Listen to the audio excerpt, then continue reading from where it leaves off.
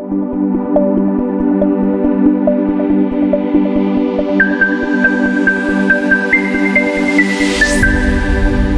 to be here, Ralph. Thank you for this opportunity. So Ricardo Villalobos, and I currently serve as the Chief Programs Officer for Workforce Connections, which is Southern Nevada's local workforce development board.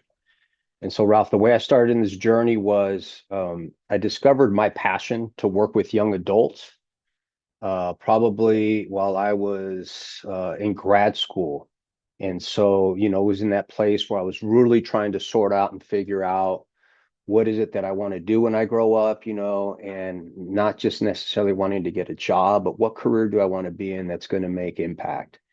And so I decided to pursue a graduate degree in student development.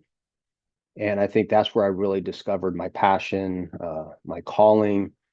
Long story short, that was in San Diego. I had an opportunity here in Las Vegas to move here to work with a program called Youth Build, which is a vocational and educational training program for young adults, 16 to 24, and did that, fell in love with it. And some great things were happening in that program. My boss at the time had said, Ricardo, we'd like to get you to oversee all our, youth programs. And at that time, I loved Youth Build so much, Ralph, that I had told him, I don't know, because that meant, responsibilities and paperwork and things of that nature. So I was like, I don't know. I love working with young men and women. There's so much passion, so many dreams, right? So much fire in their bones, so much excitement about life. And I really enjoyed that. And he asked me a question, Ralph, that changed the trajectory of my life as far as professionally. He said, Ricardo, do you want to impact hundreds or do you want to impact thousands?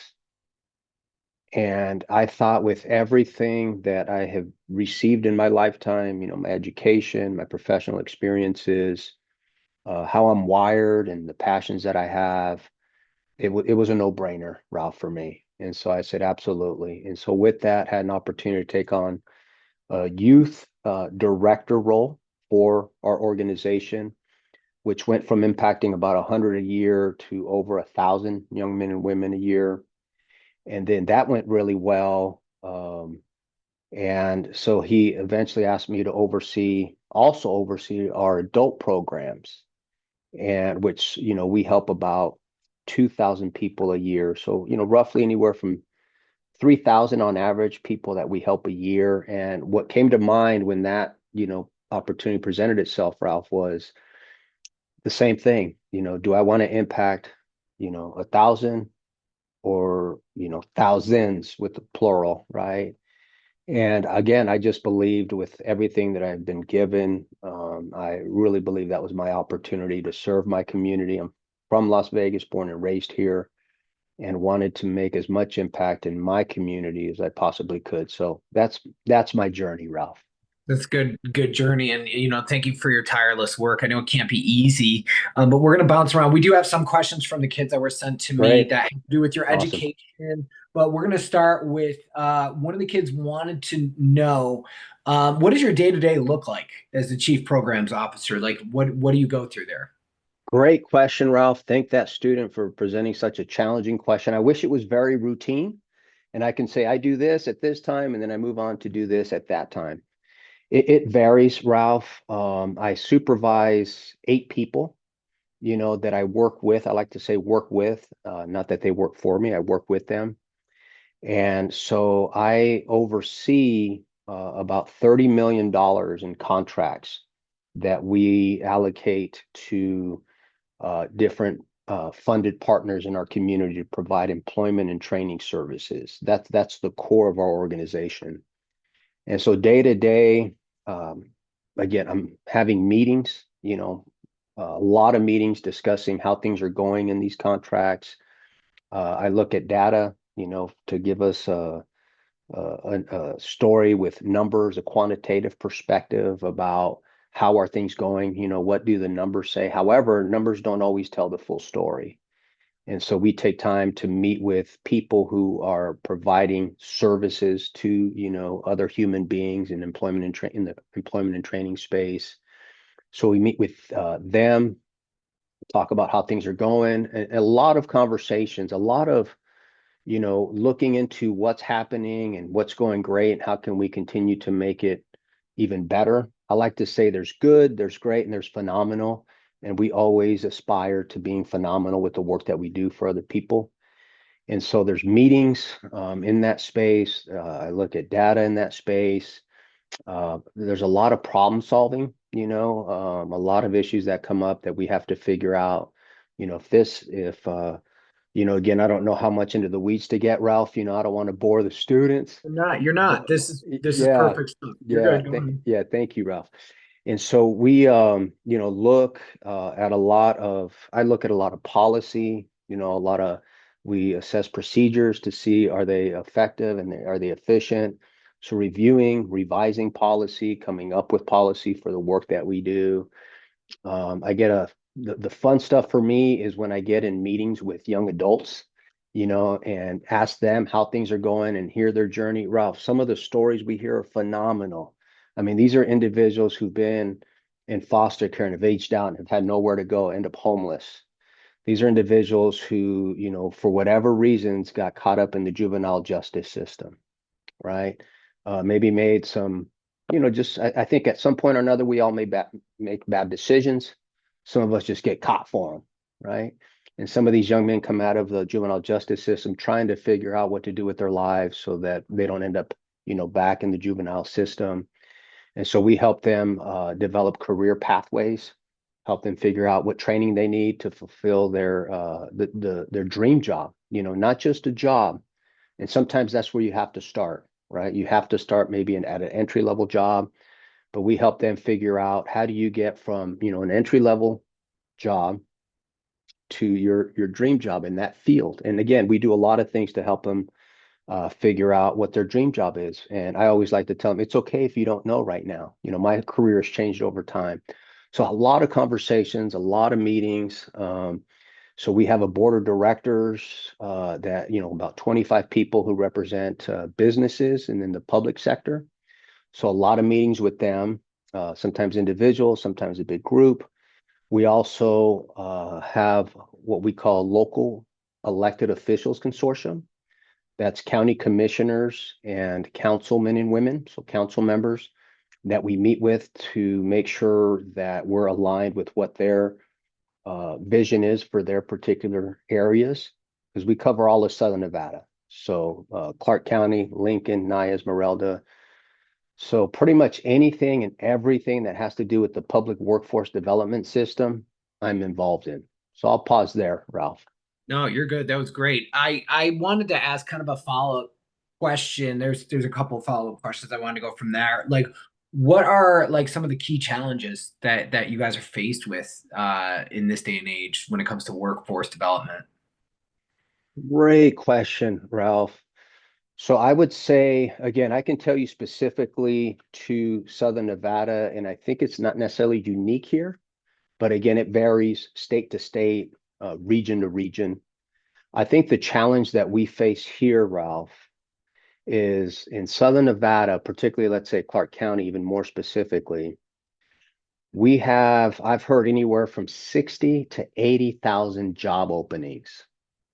And so being able to fill those jobs with individuals that are trained, ready, and qualified to do the job is what we do in our organization.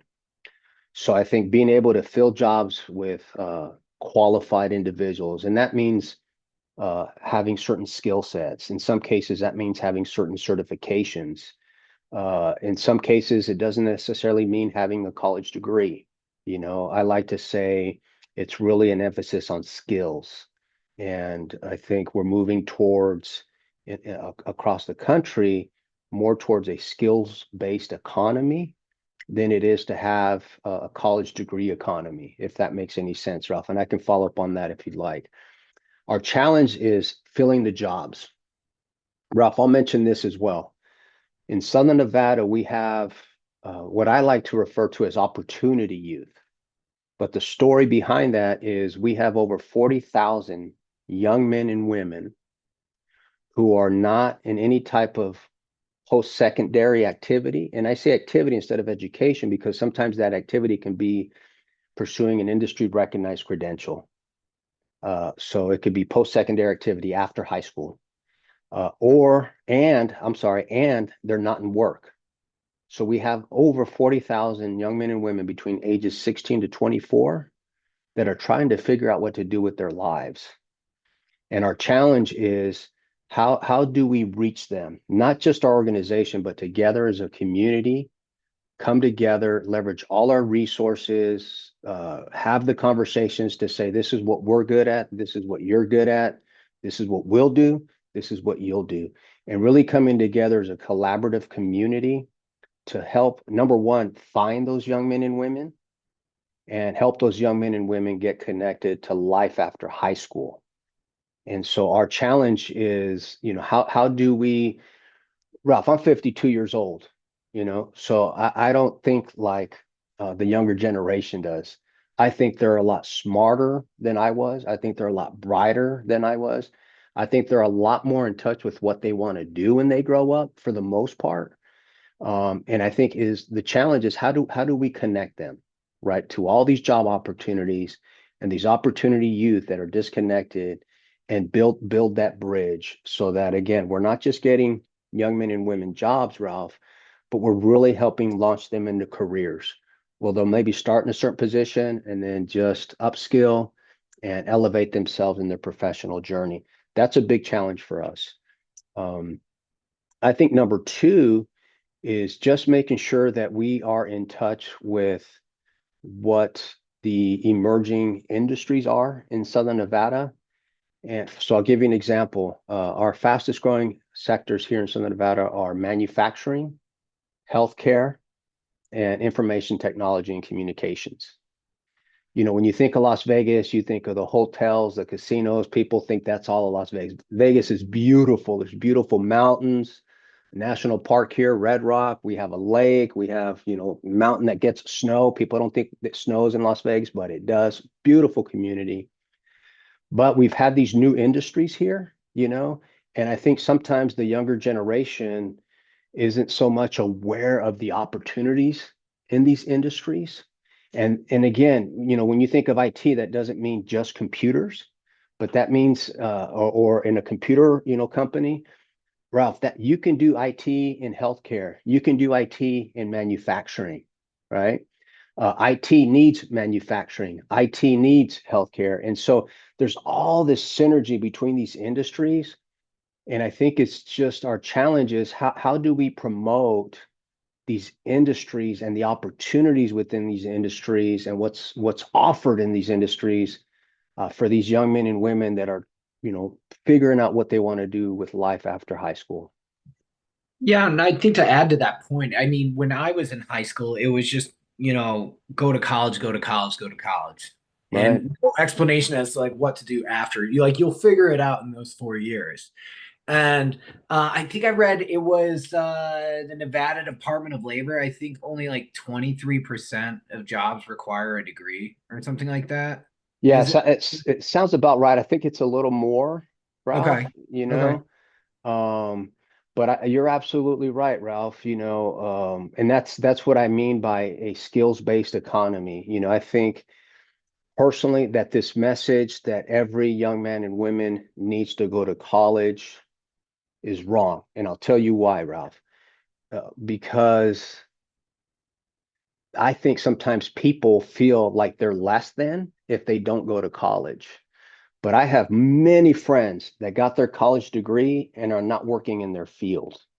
And again, I am not undermining a college education, right? Yeah, Ralph, no, yeah, I get yeah, that. Yeah. It's yeah, just reality though, it is, Ralph. Yeah, it totally is. I got my PhD, right? Yeah, And you're a so doctor. yeah. So big believer in education. So again, I want to emphasize that I'm a big believer in education. I just like to say, if that's your pathway, go for it. You know, if it's not, that's fine. That's okay. You're still awesome, right? And I always like to tell young men and women that I, engage with and interact with, find your passion, get in touch with what gives you energy and makes you come alive, and figure out what pathway you need to take for that. Sometimes it's a skills certificate. Sometimes it's an industry recognized certificate. Sometimes it's micro credentials. Sometimes it is a 2A, an associate's, degree. Sometimes it is a 4-year degree, traditional degree. Sometimes it might be a graduate degree. Sometimes it might be a PhD, Ralph. But I would say, figure out what you want to do, and then start to explore the pathway that's going to get you there. And number one thing I want to communicate to you, Ralph, though, is what's most important from the work that I do is that young men and women pursue skills. Get a skill, because the skills are going to make you marketable. The skills are going to make you competitive. Again, I really do believe we're moving more towards a skills economy, because employers that we work with are more concerned with, do you have the skills versus do you have the certificates? And so I'll pause there, Ralph, because I can keep going on that for a long Oh, time. I mean, you're clearly an expert in this field. We'll go with a couple more student questions, then we'll let you Great.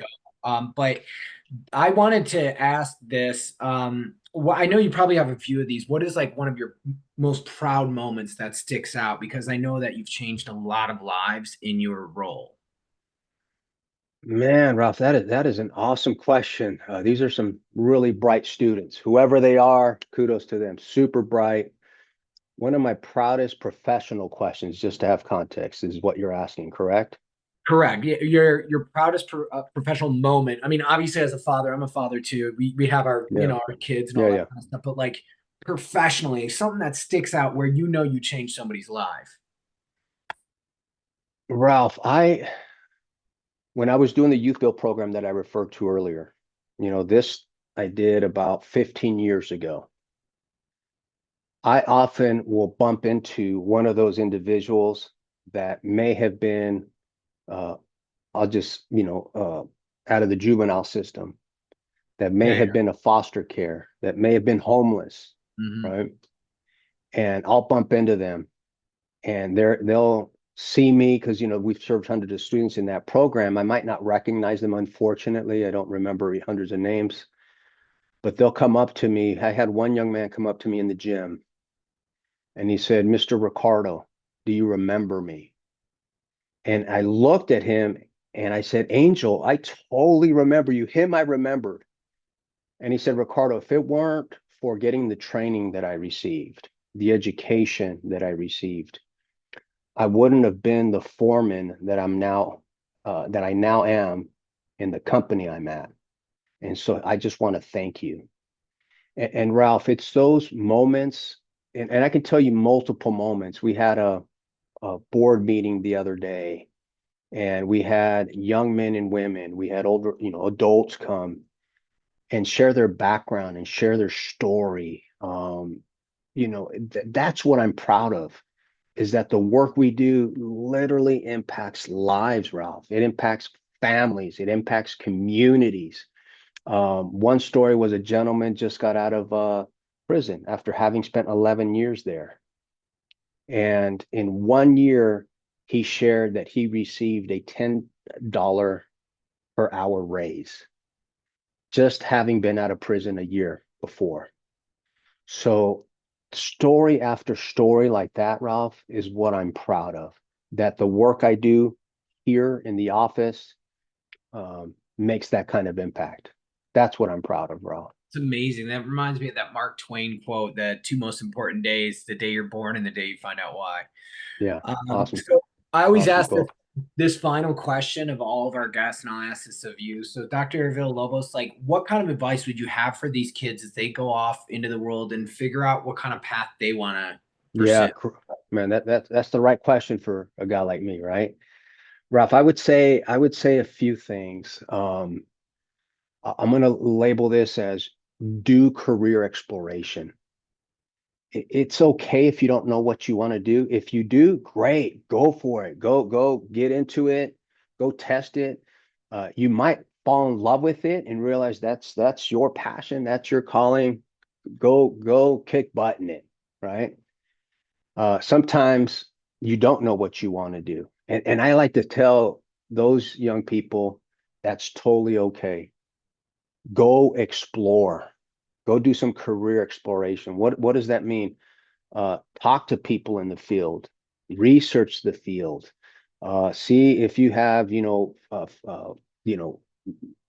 what your parents or your aunts, your uncles, or whoever's in your sphere. Ask them if they know people in the field that you can get connected with. I really believe that as employers, we are interested in the next generation's interest in our industry. And so when we see young men and women being, assertive, being interested, asking the questions like the ones that your students are asking, Ralph, that's a game changer. We want to know that the next generation is interested. So number one, I'd say do career exploration. If you think you like this, go check it out. If you think you like that, go check it out. If there's 8 different things you think you might be good at or that you might be interested in, go check it out. Get connected in some way or another to it. I would also say the second thing, Ralph, is do career assessments. There's free ones that are online, and you can just do a Google search for a free career assessment.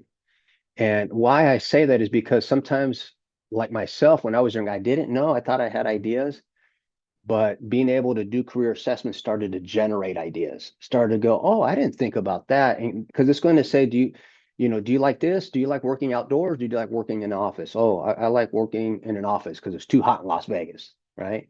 And then it starts to kind of break down different scenarios in this assessment, and then it leads you to the end where it says professional careers you might be interested in. It gives you a list. And I was like, cool, I never thought of that, but that sounds pretty cool. So I would say career assessments. I would say also, again, I know sometimes, it's an age thing, but when you can, go get a work experience somewhere. Go test something out. And employers, are willing and are open. So when you can go get a work experience and get into the field of interest, even though it might be, again, if they're in school, it might be a summer thing, it might be a weekend thing, but go check it out to see if it's something you want to eventually pursue. Talk to people in your field of interest, find them, talk to them. If you can secure a mentor in that field so that you could ask them questions and you feel comfortable and safe to ask them, the questions that are all over the map, go for it. Ralph, the last thing I'll mention, because a lot of our young men and women across the country don't know, but and this is the space I'm in, there's what's called American Job Centers. And these are the national brand across the country, American Job Centers, where young men and women and their family members can go into and do these type of things and meet with career coaches and have the conversations to start generating some of their ideas and to help them figure out pathways. A lot of logistics and nuances, but nonetheless, get in touch with where your American Job Center is and see what they can do for you. So those are a few things, Ralph, that come to mind immediately. That's solid advice. Well, we can't thank you enough for taking the time to speak with us today for this interview, and we'll have it shared out along with an accompanying student assignment, and we'll also have information about how people can visit Workforce Connections and how they can get in touch. And we appreciate you greatly, sir. Yeah, Ralph, appreciate you. Appreciate the students. The students, y'all are awesome. Go, go live and do your dream. So, Ralph, thank you for the work you do. Appreciate you, man.